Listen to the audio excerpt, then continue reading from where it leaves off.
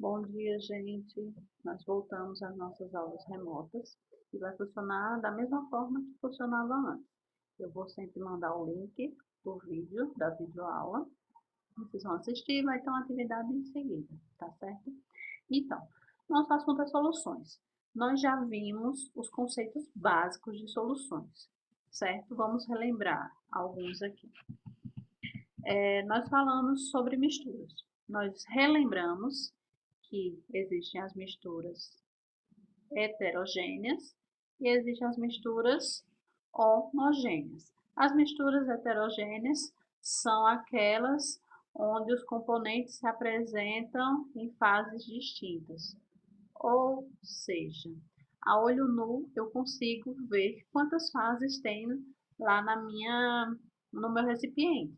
O exemplo que nós usamos muito é o água e óleo. Eu consigo ver que vai ter lá no recipiente água e que vai ter óleo, porque eles não vão se misturar. Eles formam uma mistura heterogênea. E nós vimos que as homogêneas é onde os componentes estão na mesma fase. Exemplo, água e óleo. Sem uma análise profunda, só olhando, eu não consigo dizer que em um recipiente vai ter água e também álcool. Eu só vou enxergar uma fase. Isso aí, como eu já falei, é uma revisão do nono ano, tá certo? Então, nós também vimos que soluções, elas vão ser necessariamente misturas homogêneas, certo? Porque são aquelas que apresentam uniformidade, ou seja, são aquelas que têm somente uma fase. E os componentes dessa solução são o solvente e o soluto.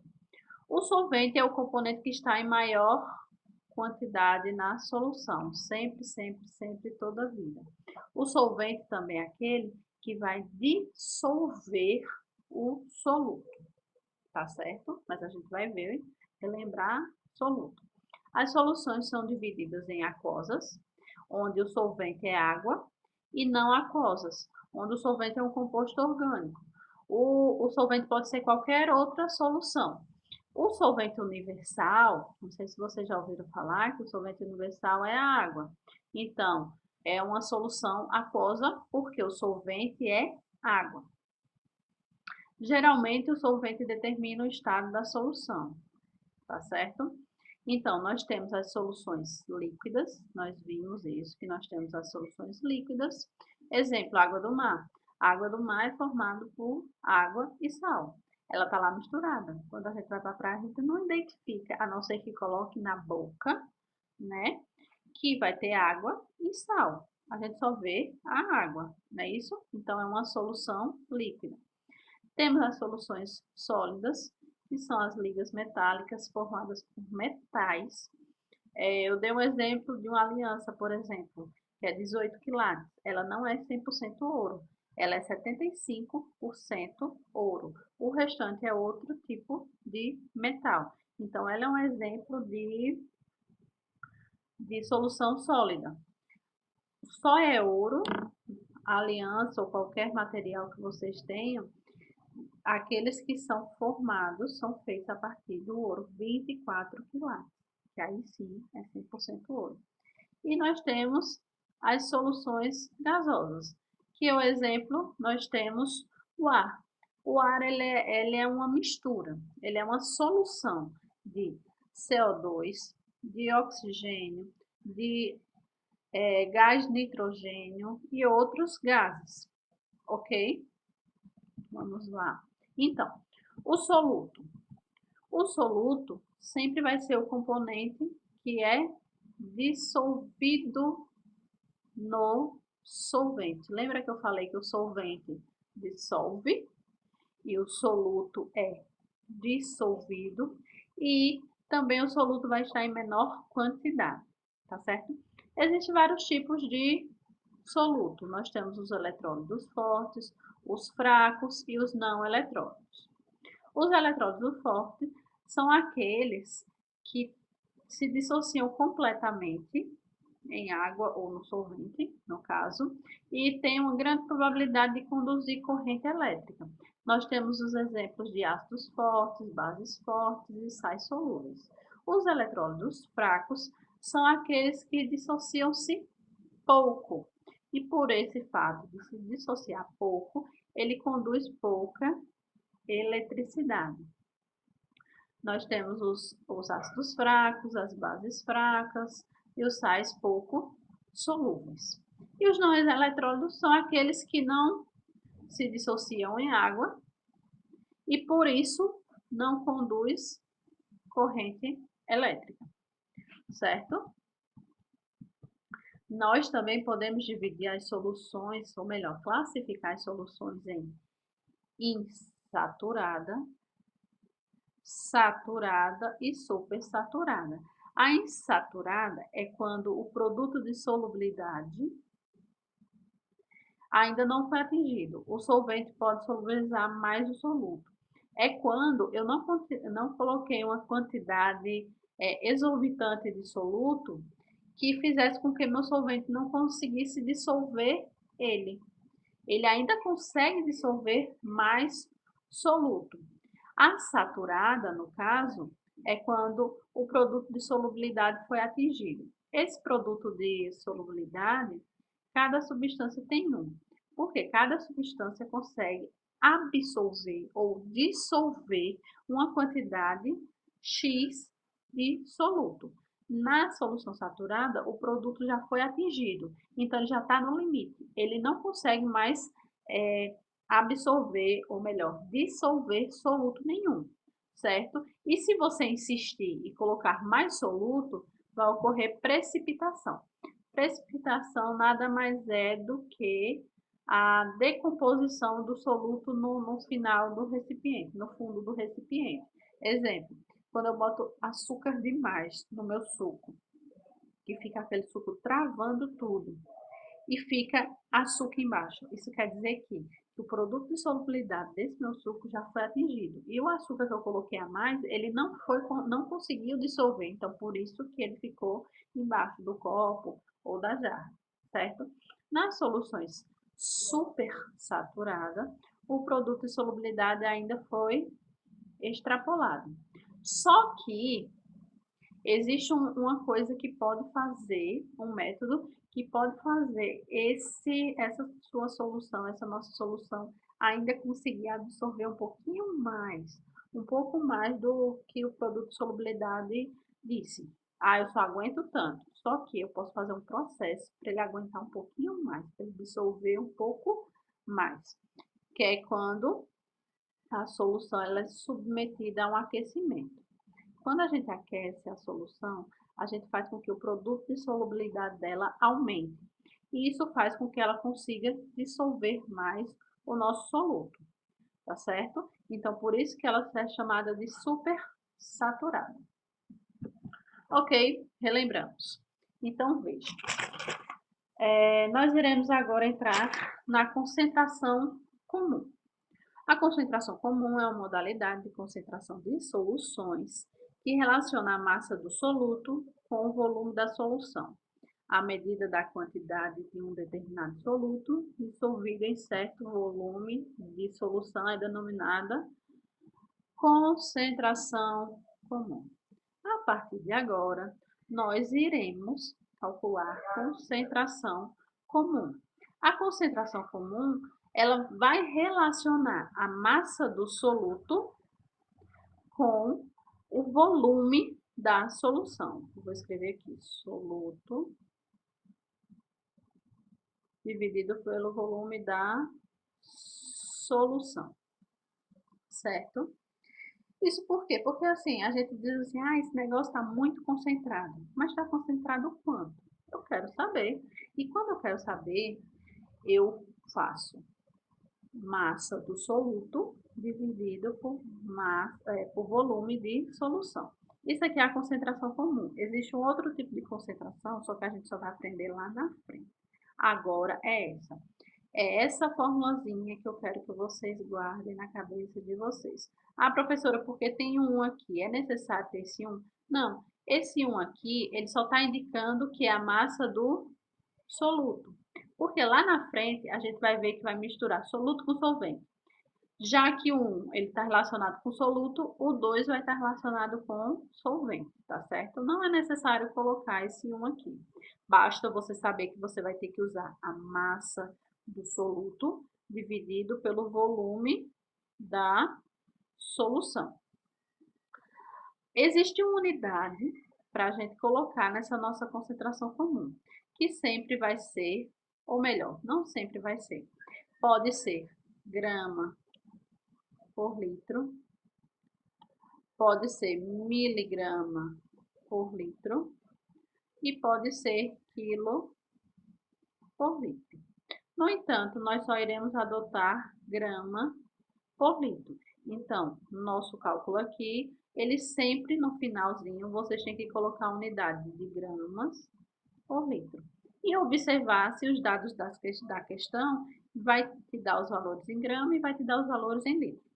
Ok? O que é que a gente vai fazer agora? A gente vai fazer um exemplo, tá certo?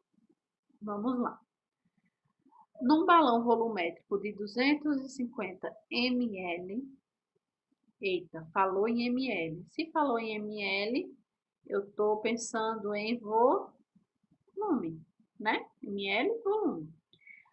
Adicionam-se, faltou um aqui, adicionam-se 2 gramas de sulfato de amônio. Oxente, falou em grama. Se falou em grama, eu estou falando em massa, certo? De sulfato de amônio sólido. O volume é completado com água. A concentração comum, a concentração comum da solução obtida em gramas por litro, então ele quer nossa unidade em gramas por litro, pronto. A professora disse que a forma da concentração comum vai ser concentração, que é o C, igual a massa dividido pelo volume. Mas a massa de quem? A massa do meu soluto. E o volume de quem? Da minha solução. Ok. Vou botar um igual aqui para começar a botar meus dados. Eita, mas o volume está em ml. A massa já está em grama. Ok, a massa está em grama. Só que o volume está em ml. Então, o que a gente vai ter que fazer? A gente vai ter que converter, tá certo? Normalmente, quando a gente quer converter ml para litro, a gente divide por 1000.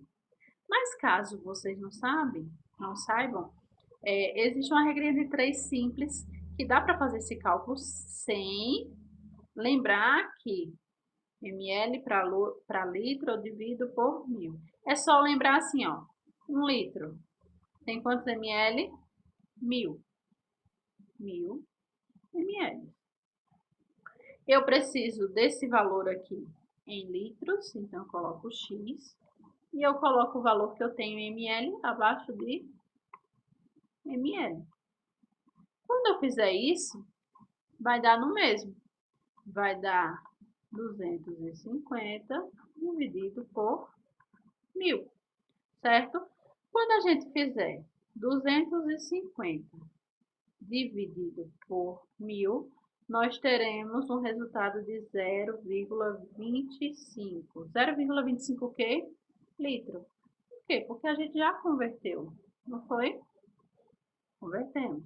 Então, aqui é só jogar na fórmula, não tem o que fazer. Ó, massa no lugar de massa. Quanto é a massa?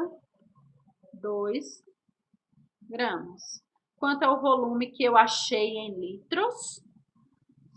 0,25 litros. Certo? Se atentem que quando eu tiver em ml não vai poder usar, certo? Vocês vão ter que converter para litros. Quando eu fizer esse cálculo aqui, nós teremos um valor de 8 gramas por litro.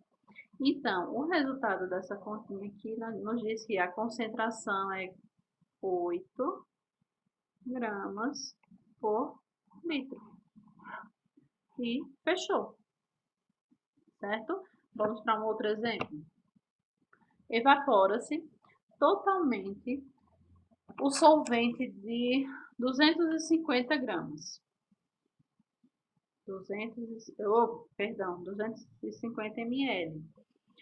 Se é ml, é volume, certo? De uma solução aquosa de cloreto de magnésio, de concentração 8 gramas por litro. Vejam que nós temos um volume de 250 ml e ele já deu a concentração. Ele deu a concentração igual a 8 gramas por litro. E ele quer saber quantos gramas de soluto são obtidos. Eita, professora, e agora? E agora vamos relembrar da fórmula. A fórmula é C, que é concentração, igual a massa do soluto dividido pelo volume da solução. Esse aqui a gente já tem, certo?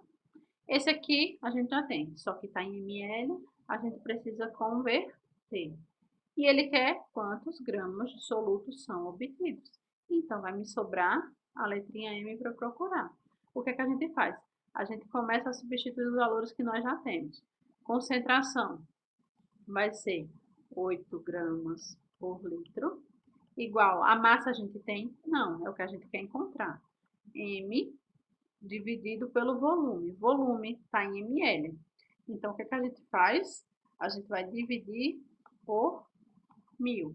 E 250 dividido por 1.000 vai me dar um valor de 0,25 litros, certo?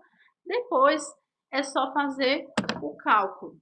Vejam que não são cálculos pesados, são cálculos simples que dá para a gente fazer. Mas mesmo assim, eu vou deixar vocês utilizarem a calculadora, tá certo? Mas se vocês já sabem fazer esse cálculo na mão, fazendo normal, melhor ainda, tá bem?